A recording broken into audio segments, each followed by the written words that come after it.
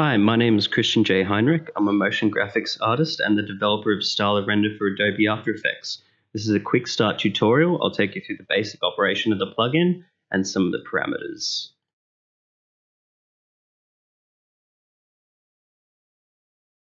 Hi, so I've got this shot of a skater that I want to apply the neural style transfer to. He's got pretty cool style himself, so we're just going to drag that into a new layer. Now, I've got some style images that I've downloaded off the internet, just various paintings and illustrative looks that I liked. I'm going to go for this one, which is a kind of watercolor unicorn. So I'm going to select the footage, go up to Effects, Sugar Bank Effects. StylaRender GPU is the version that I've installed. Under Style Layer, I'm going to select the style layer that I want to use as input. Now, please be patient. The first time you apply the effect, StylaRender needs to initialize in the background. This can take up to a minute, but you only need to do this once per After Effects session. So once that initialization process has happened, each subsequent frame will process a lot faster. So it looks pretty cool. Now, one of the advantages to StylaRender is this style layer can actually be a pre-comp as well with its own timeline. So we'll just pre-compose this. And I'll open it up, put it next to here, so we can see them both.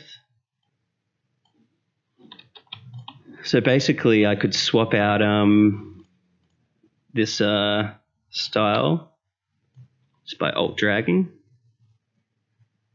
That's a kind of wood texture. Let's have a look at plaster texture. Maybe some paint. Now, because it's in a pre-comp, I could tweak a look of the style as well. So I like this watercolor look, but I wish it had a sort of sketchier vibe as well.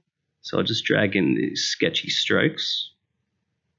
And now I'm going to select multiply. And as you can see, now we're mixing styles, so you can create unique looks in that way. Now, back to the effects parameters. The next parameter is called preserve color. This basically tries to preserve the color of the original video source. So as you can see, it's retained the blue in the sky and the green in the trees. Now, style weight controls the weight of the stylization, so I'll take down to 50. And it results in a less stylized image.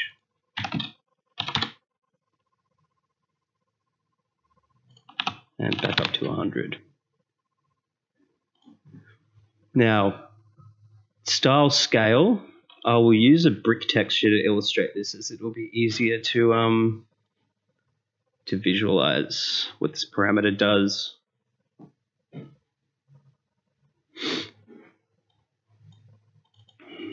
So basically, style scale controls the scale of the features that are applied from the input style to the source video. So I'll bring this down to 50%. And as you can see, the scale of the bricks has become a lot smaller, down to 20%, even further, and back to 100%.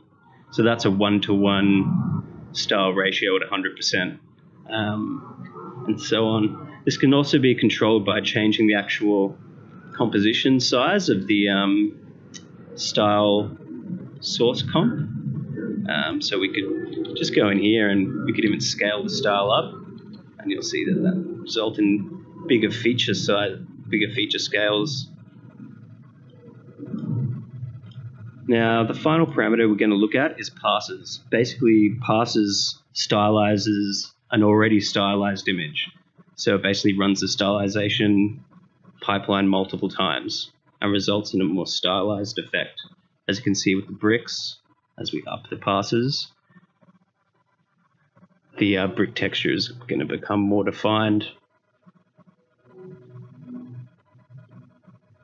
So yeah, maybe bring down style weight to sort of have some of the original content come through a bit more.